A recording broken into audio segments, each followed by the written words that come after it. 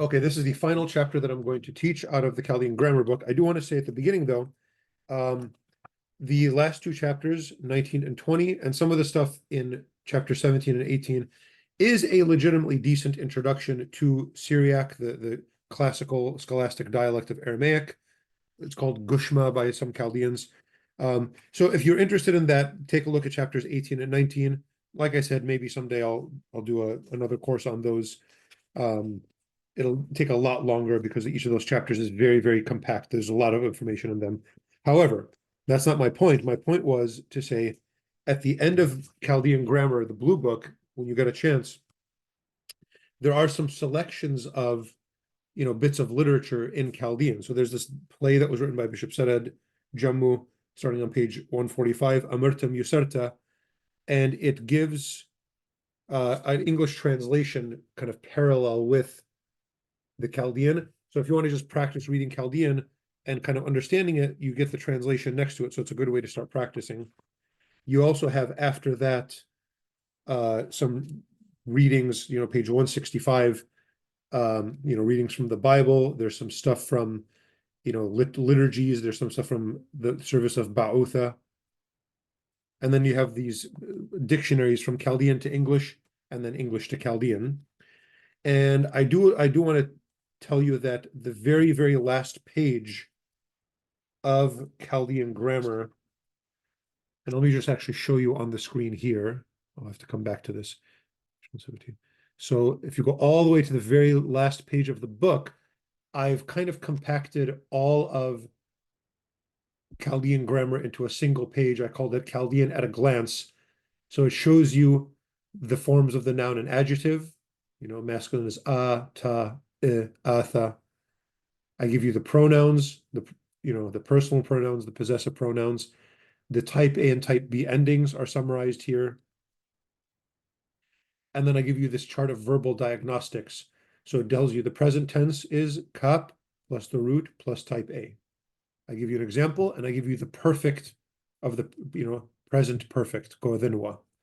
Future is bid plus the root plus type A, bid odin. Perfect is bid odinwa. The past is the root plus type B, udli. With wali is the perfect. The past with the object marker, kim plus the root plus the type A endings plus the type B endings, kim odinne. And then the perfect, kim odin wale. The intensive gives you the meme plus the root, mzamar. The causative is ma or mu plus the root, ma'raq. So this is, maybe it would have been polite for me to tell you about this earlier, but this is a nice summary of everything that we've seen in this entire course. You have it on the very last page of the Chaldean grammar book. And maybe it's good that I didn't tell you about it because it would have maybe made you lazy to actually learn this stuff. It's better that you learned it and you can use this as a reminder when you need it.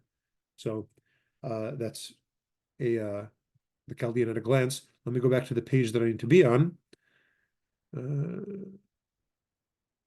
Here. Okay, so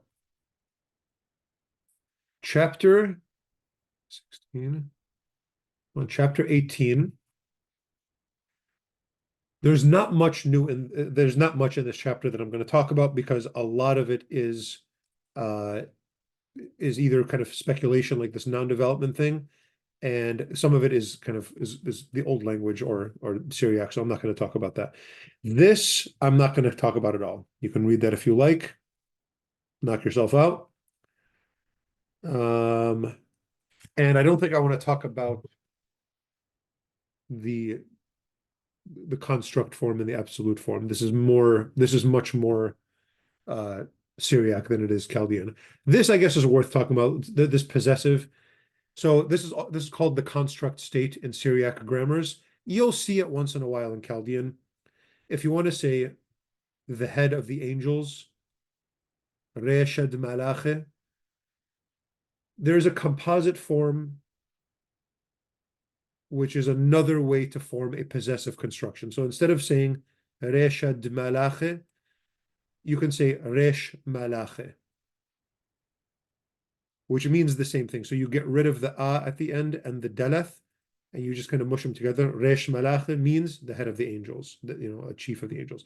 Rabba Thaila, so the the great one of the army or the general. If you want to say Rabbad Hayla, instead of saying the great one of the army, Rabbad Hayla, you can say it Rabb Hayla. So this means the same thing as this. It's just a different way to say it. Malkad Malke, you get rid of the a at the end and you get rid of the daleth. Mlech Malke, the king of kings. Hayle Ruha, with plurals it becomes Hayle Ruha.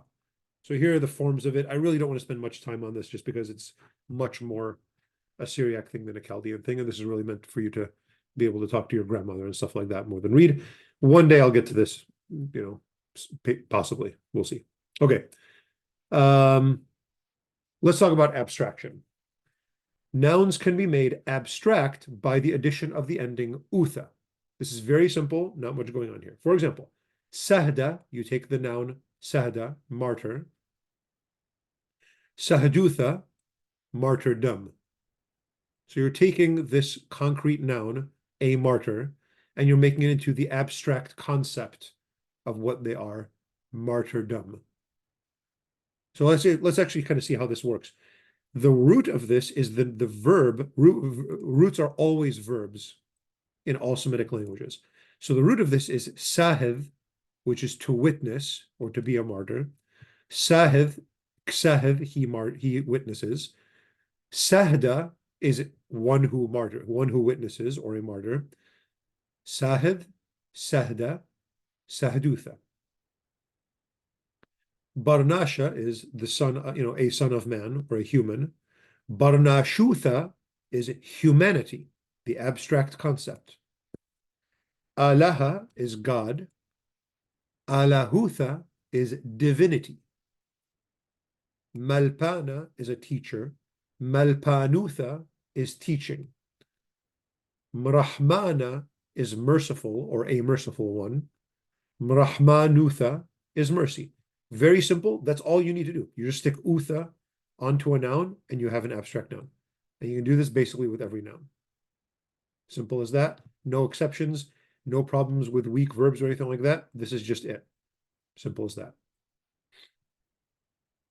Nouns of place, this is pretty neat. You can take a noun, make a noun of place by using the following form. So you have the verb to write, kthau. Kthawa is a noun, which means a book, so a written thing. Maktaba is a library, so it's makthawa, if you want to be really super Chaldean about it, makthawa. Kthau is to write. Kthawa is a book. Maktaba or makthawa is a library, so it's a place of books. So this ma in front of a noun makes it the place where this thing is existing or happening. Dbar is to guide. Dabra is kind of the country. Medhabra is the wilderness. This might be not as clear of an example of how this works, but let's take a look at this one. Duah is to sacrifice. Duah is to sacrifice. Duha is a sacrifice. Madhibha is an altar, which is where the sacrifice happens. Duha, madhibha. Kthawa, maktaba. Dinah is to dawn. Dinha is the dawn. Madinha is the east, which is where the dawn happens. Now you can't do this with every noun because it doesn't always make sense, but this is an interesting form to recognize and to kind of analyze the language with. The diminutive is when you make, like you take a noun and you make it smaller. This is pretty neat too, and it's a nice kind of part of the language. You add ona to the end for masculine nouns. So kthawa is a book. Kthawona is a booklet, a little book. Yala, it's spelled Yelda, but it's pronounced Yala, is a child. Yalona is like a little child. Juanka is a young man. Juankona is like an adolescent. Juankona. So ona, this ona ending, is how you take a masculine noun and you make it little. Betha, house. Bethona. small house. Bra is a son or a boy. Brona is like a little boy or your small son. Ona makes it little for masculine. On the other hand, Itha or one are added for feminine. So there's two different ways to make a feminine diminutive. Qatu is a cat. Qatutha is a little cat, a kitten. Utha, qatutha. Gare, rooftop. Garitha, so Itha or Utha, Itha. Gare is a rooftop. Garitha is like a terrace, like a small rooftop, like on top of a shed or something like that. Another way to do it is Bachta, woman. Bachtone. So instead of ona, it's one for the feminine. Bachtone, like a little woman. Bachtone. This is a very rare word, but you'll see this. And we already saw that the ne ending can refer to the feminine. So rande. How are you? Dakhiwat nana? Rande. So this ne can have a feminine meaning. And that is it. Let's look at the vocab, and then I will wish you a good life. Dalip dalope is when something is leaking. Haddid haddode is to threaten. Zariq zraqa is to dawn. This very literally means to blue, for something to become blue. So why does it mean dawn? Is because when the sun comes up, the sky turns blue instead of black. Zariq zraqa. Khatif khtafa is to seize or even to kidnap. Khasid khzada is to reap, like harvest. Ta'ab ta'apa is to fold. Tarab tarapa is to strike. We've seen that before. Kamish kmasha is to fade. Mkallil mkallole, so this is an intensive form, is to crown. A klila is a crown. Masith masotha is to listen or to pay attention to. Nachap nchapa is to be shy. It can also be to be modest. Naqid nqadha is too thin, to become thinner. This is kind of confusing. It's not the adjective, it's the verb. Nashe and shaya, to forget. Sapis spasa is to tatter. You know, when a piece of cloth just gets all messed up. Sapis spasa. Palim plama is to twist or to bend. Paqe qa'a is to explode. Pariq praqa is to save. Fahm fhama is to understand. Sawe swa'a is to dye. D-Y-E, as in you dye clothing. Qadim qadome is to precede, to go in front of something else. Qawat qwata is to jump. Rawch ruacha is to widen or spread out. Sharik sharoke is to participate. Tare traya is to be wet. Nouns, bachtone is little woman. Gaurona is a little man. Yalona is a little boy. Kmayutha is quantity. So kma is how many. Kmayutha is how manyness. Kthawana is booklet. Melkutha is kingdom. Take a look at this.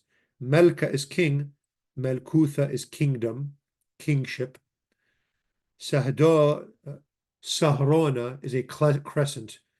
So Sahara is moon. Sahrona is a little tiny moon, a little crescent moon. Seibutha is old age. So Sawa is an old man. Seibutha is old manness, old age. Paschutha is joy. So Psicha, Pasach is to rejoice. Paschutha is joyfulness. Supyutha is purity. Ruichutha is expansion. Shwautha is neighborhood. Shulchayutha is nakedness. And we're just giving examples. You can do utha on almost every noun, and you're going to get this abstraction. Shechnutha, warmth. Shekyutha, misery. Tnana is smoke. Here's some adjectives. Agran is expensive. I'm pretty sure that's an Arabic root, but it's used. Arzan is cheap. Barqulaya is something adversarial, so an enemy adversarial. Ginsaya, generic. So ginsa is genus or like a kind of thing. Ginsaya is generic.